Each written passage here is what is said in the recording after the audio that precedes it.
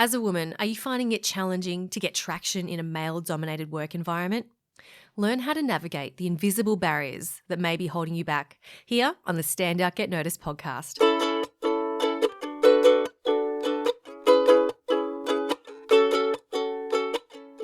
Hi, Rockstar, and welcome to episode 299 of Stand Out Get Noticed. I'm Christina Canters, communication skills trainer, speaker, and MC. This episode is a doozy. You're in for a treat. I'm so excited to introduce you to Anneli Blundell. Anneli and I met at the recent Professional Speakers Australia convention, and she is a powerhouse. She's an author, a speaker, a trainer, and she helps leaders to have greater professional impact and build stronger relationships at work. She's all about helping leaders to decode the hidden dynamics that drive human behavior to better understand why people do what they do. Today, we're exploring the communication barriers or double bind that many women at work face today. You'll discover what the challenges and barriers are and how you can navigate them and achieve career success without stepping on toes, without compromising who you are, and without becoming someone you're not. Show notes are at thecmethod.com/299. All right, let's meet Anneli. Anneli Blundell, welcome to the show. So excited to have you. Firstly, you are known as the People Whisperer. Can you share with us what that actually means? Of course, yes. Well, you may have heard the term the horse whisperer, the dolphin whisperer, whatever, which is, you have a uncanny connection to be able to speak to an animal who cannot speak for themselves. Well, for me, I liken it to being a people whisperer, which is a reflection of my obsession, Christina, with decoding communication dynamics. I want to know what's going on between people, what is said, what is unsaid, and what is the true meaning behind the way people are trying to relate to one another. Love it. And when did you first realize that you had that passion? Very early on. I reckon I've been reading books on communication and human behavior since I was about 15. I'm obsessed with autobiographies, with biopics, I'll pretty much watch any movie. This is what my husband does. Oh, I want to watch this, gangster heist movie. I go, oh, he goes, it's a biopic. And I go, I'm in. He knows how to get you, get the buy-in. Yes, he does. Yes, he does. Now, Anneli, you've written many books, and one of them, your most recent one, is The Gender Penalty, which I'd love to dive into today. And I know that a lot of the focus is around women and the obstacles that hold them back from succeeding at work. Now, in your opinion, Anneli, what is the biggest challenge facing women in the workplace today? Well, we can roll up all the micro challenges into one big issue. And that's really around the distinction between being leaderlike and ladylike. And what I mean by that is women face this double bind of society has conditioned women to act, communicate, think and behave in a certain way that fits the gendered female stereotype, right? So typically that's to be warm, helpful, humble, nurturing, supportive, empathetic, all those good things. We've also been conditioned to expect leaders to operate in a certain way, and they are usually to be authoritative, to be direct, to be bold, to be decisive. Now, we usually associate those characteristics with men. And so what happens is women face this double bind because in the workforce, they're either seen as ladylike, or which means they are thereby not seen to be leader-like. So when they try and take up all those good pieces of advice around how to be seen as a leader, all of a sudden they're violating the gender stereotype of being ladylike. So they're damned if they do and damned if they don't. Do you see this playing out with your clients? Certainly, I see this all the time with my clients. So, for example, a lot of my female clients, I coach both men and women around communication, influence, presence.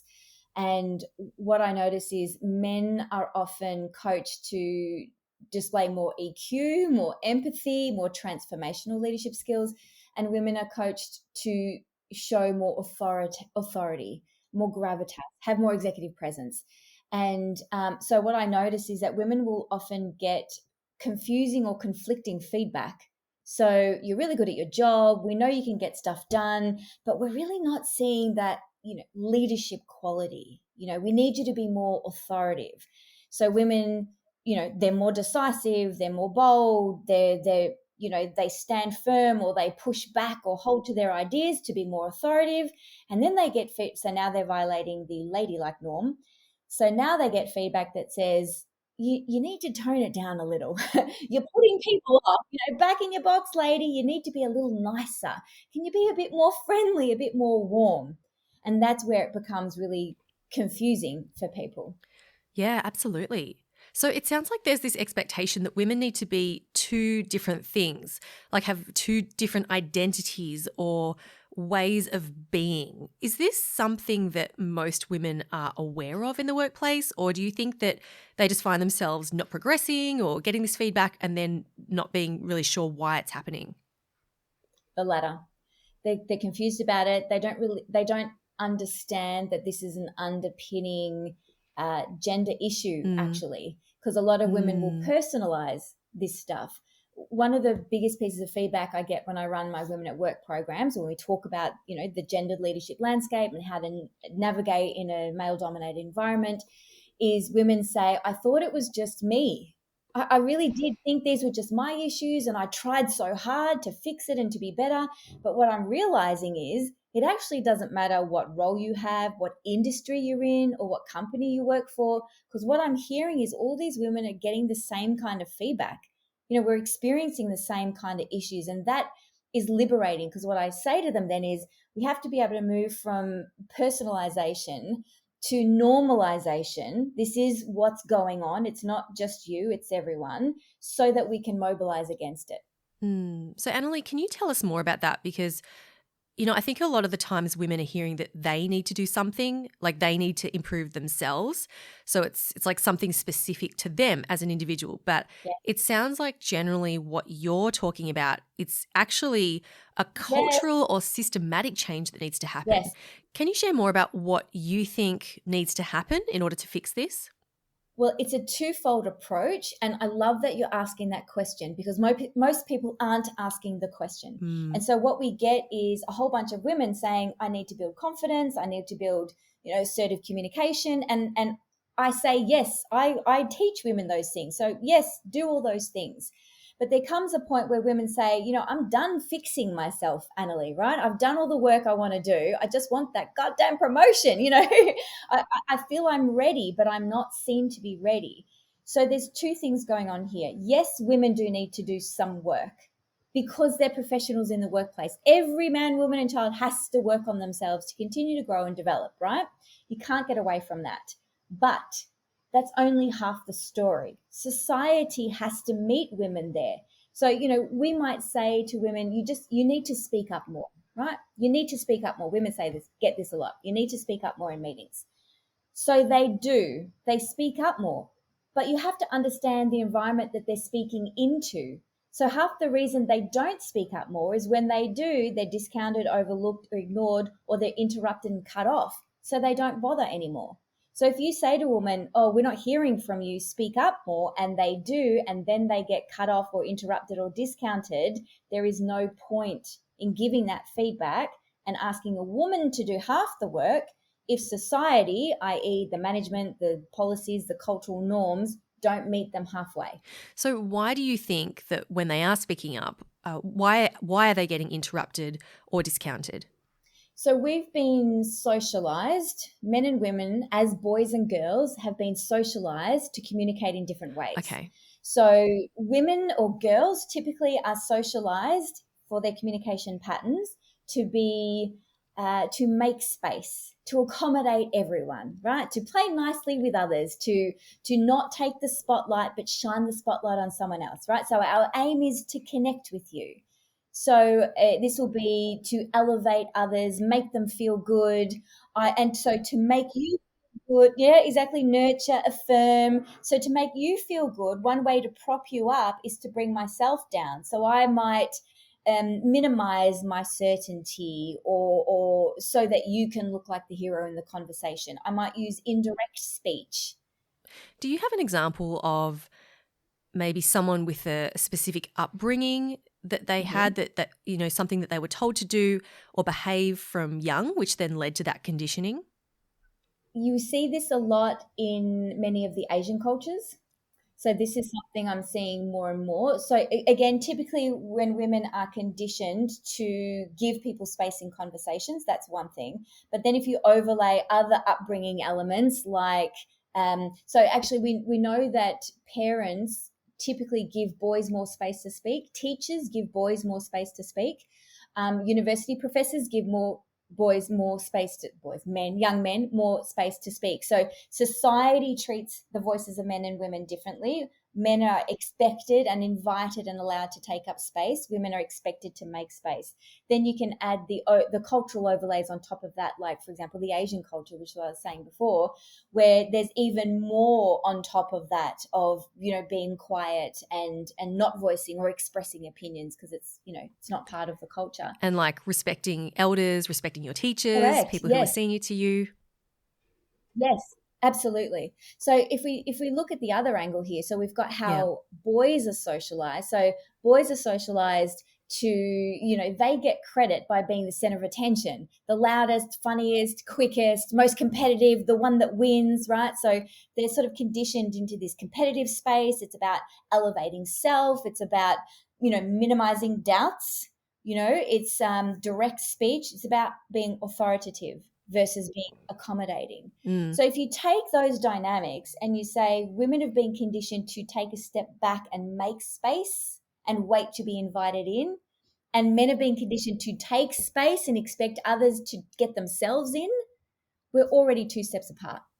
So what's your approach, Anneli? I mean, obviously you work with people to build confidence and learn those skills. How do you teach people to then deal with the other side of the coin when they then have a negative response to this newfound assertiveness and confidence? Well, it depends who you're getting the feedback from.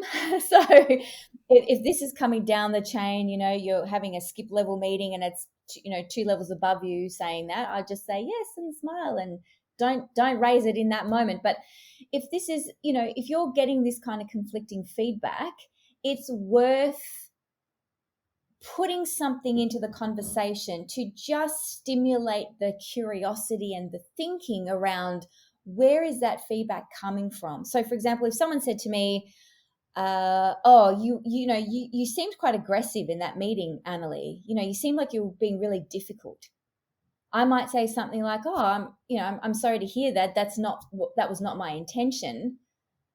What did you hear me say? Well, I heard you say that we're not going to go ahead with this project. Okay, right. Is that a fair enough comment to make? Sure, we're not going to go ahead with the project.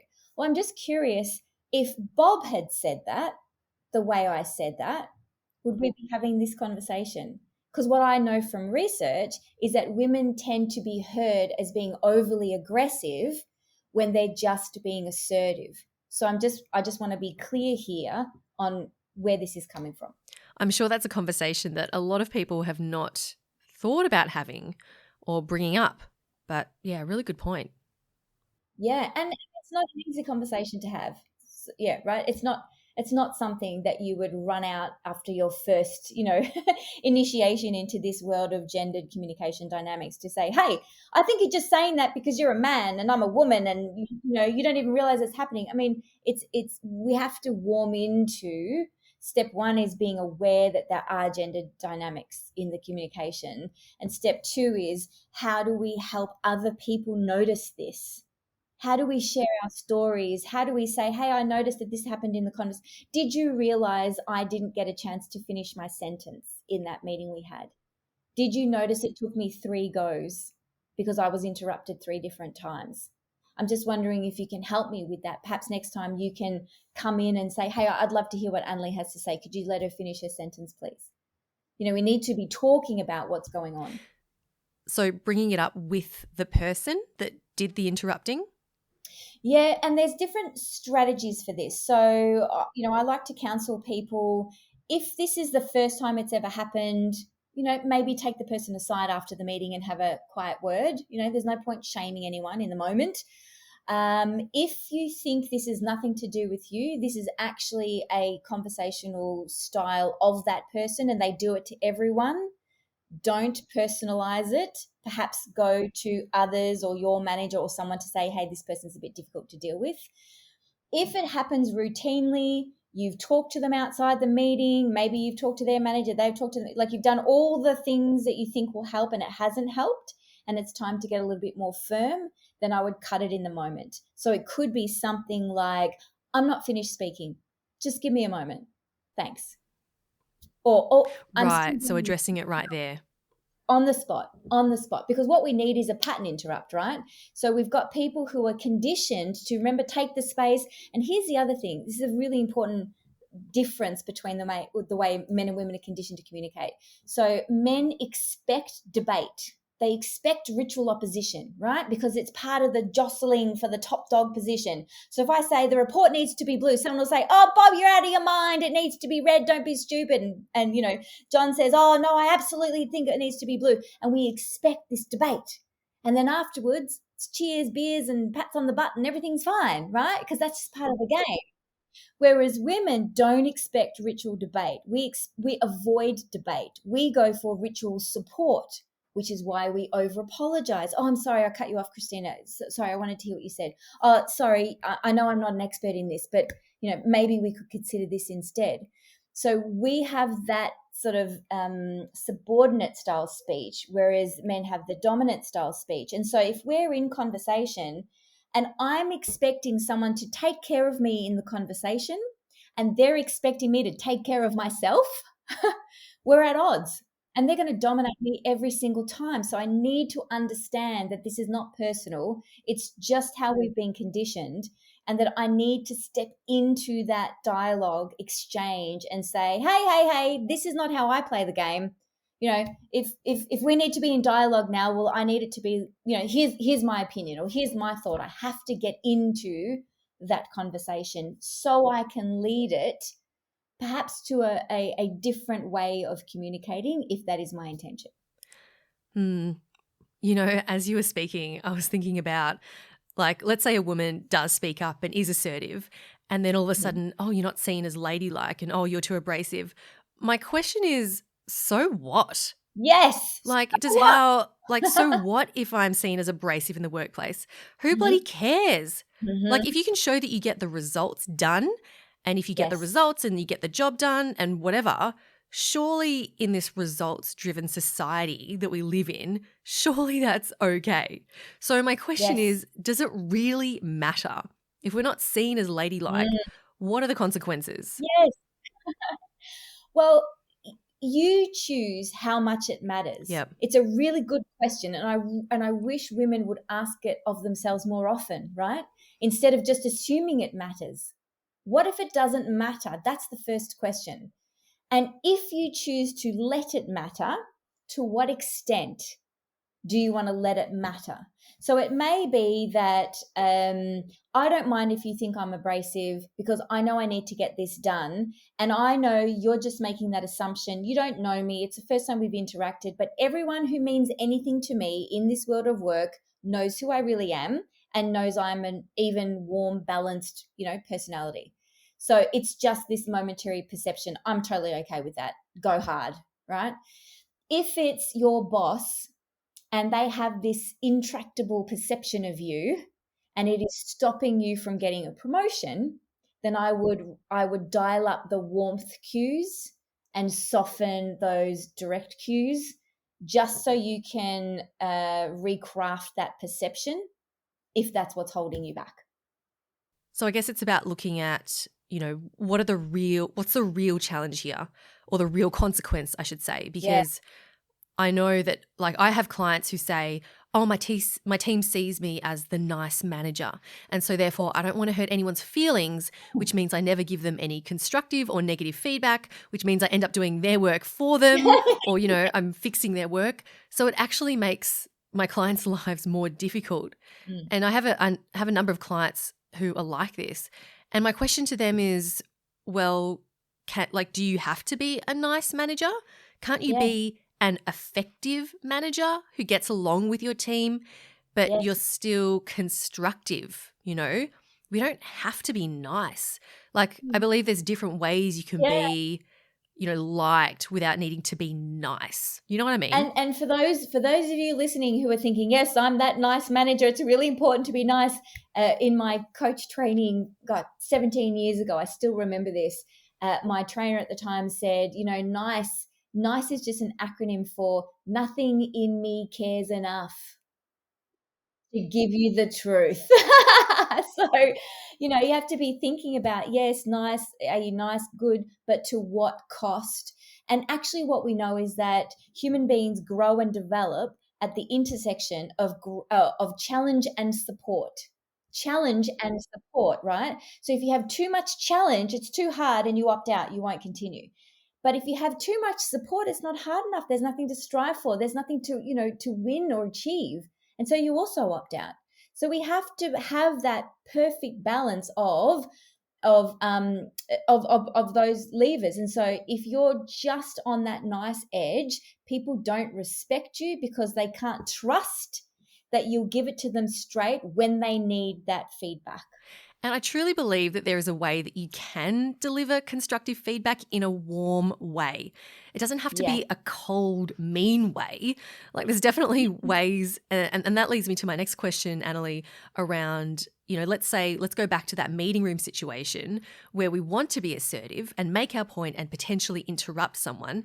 Do you have a specific way that we can shift our communication in order to be assertive, but also deliver it in a warm way? Yes, it looks like you're walking a very fine tightrope. And welcome to the world of women folk. Yes. We can do this. We got this. Exactly. We do. And we have. So what you're describing is literally the balance between warmth and strength, right? So we know 82% of the judgments people make about us are based on these two variables. How warm, how likable are we? How strong, how capable are we? So men just need to show capability and they're seen as confident leaders. Women need to show capability and warmth to be seen as confident leaders. So when you're communicating, you need to be doing both. So I would say it's a way to do it to reduce the social backlash you get by being too strong as a woman is to focus on strength cues that are below conscious. So I'm talking about nonverbal strength cues. And then you can come in with softer language, softer tonality, a head tilt and a smile, but you've got stronger nonverbal cues. So, right? Because I might smile at you and say, Christina, we can't move forward with that project. Yep. So you're doing it with a smile. You're doing it with a smile, but you're doing it with really strong body language and a strong tone. Or are we softening the tone here? We've got a strong tone, but we've got soft words. This is something we can consider this. Maybe we can't give you an answer straight away, but let's look at it in the next quarter. So my tone goes down at the end. That's a strength cue. We're not doing up talk. I'm not showing I'm unsure. I'm showing that I'm strong. I'm definitive. My head's on straight. My body posture, my body language is open, but my words are softer. Yeah. Yeah. Yeah, it's more hedging language, it's more indirect language. Now, this is just if you have to manage the backlash for being too strong. Otherwise, I say, go hard, be strong. Say, the report needs to be blue. This should have been considered on Friday and it wasn't. I move that we make this conversation happen today. Just say it. Be effective. Just say it and deal with the consequences because I'm so sick of having to pander to be palatable and be ineffective. You have two choices. You can be palatable to society as a nice woman, a good girl, or you can be effective. Be effective. Be effective. 100%. I love it. And it's funny how, I say this a lot where I think if you're not used to being really assertive and you have those strong strength cues, you probably think that you're going to be too strong when you are probably not actually being strong enough. So I say take Anneli's advice and just go for it. Even if it feels uncomfortably strong, go for it. And it may very well be that you're hitting a really great balance. And it's like that whole beg for forgiveness thing. Like if they come back to you and say, oh no, that was too strong, you can always dial it back. Yes. But you're never going to know if you've reached that threshold until you go over. Yes. Yeah, I love 100%. it. Anneli, can I ask, what is the worst advice you see being given to women at work who are looking to succeed? For me, it's the just speak up more.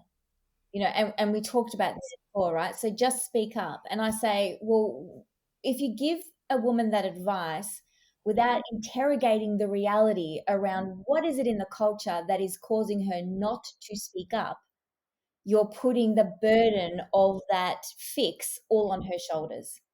So before saying you should just speak up more, I'd have a dialogue. I notice we don't hear from you very often in meetings. Can you tell me more about that? What is the experience for you like in these meetings? How comfortable do you feel talking? Whatever it might be.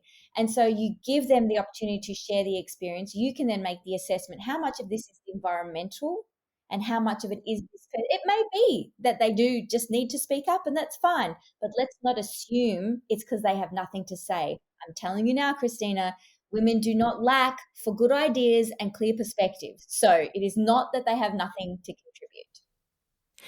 And when we start to explore the environment, and if we discover that, okay, it's actually the workplace that's been, non-conducive to my development, how do we make that decision where we go, you know what, maybe this isn't the right workplace for me. Maybe I'll never progress here. Not so much because of your abilities, but more of the environment. The quicker you can make that assessment, the better it will be for your career.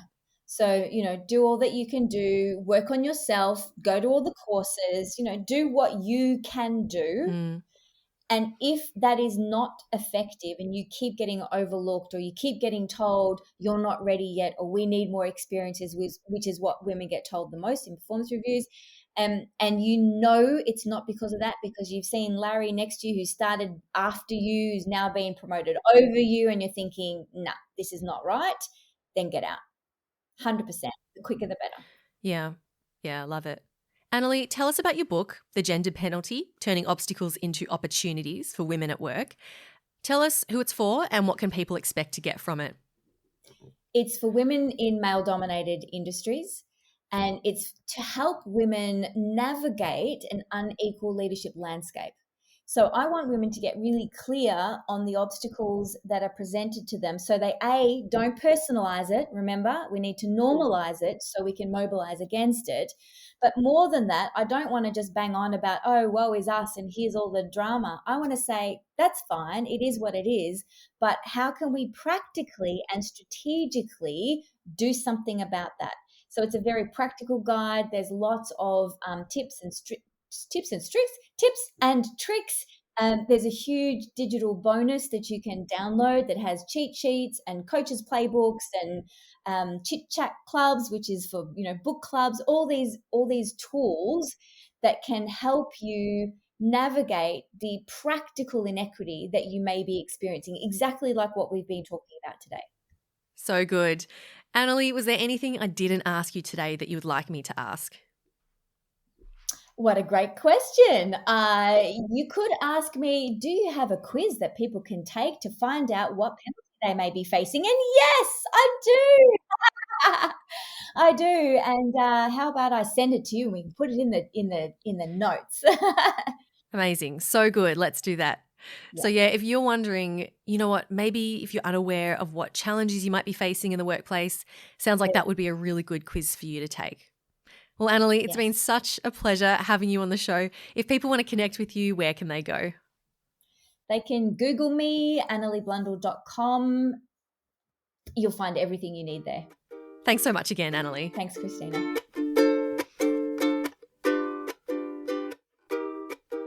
Isn't Anneli amazing? I had so much fun in this interview and I learnt so much, and I really hope that it's given you some things to think about. You might want to share this episode with some colleagues, both men and women, at work if you think they need to hear it. You can find Anneli at AnneliBlundell.com. I'll link up to where you can connect with her, of course, in the show notes. In the meantime, have an amazing couple of weeks, and I'll see you in the next episode. Keep on being awesome, Rockstar. I'm Christina Canters, and this has been Stand Out, Get Noticed.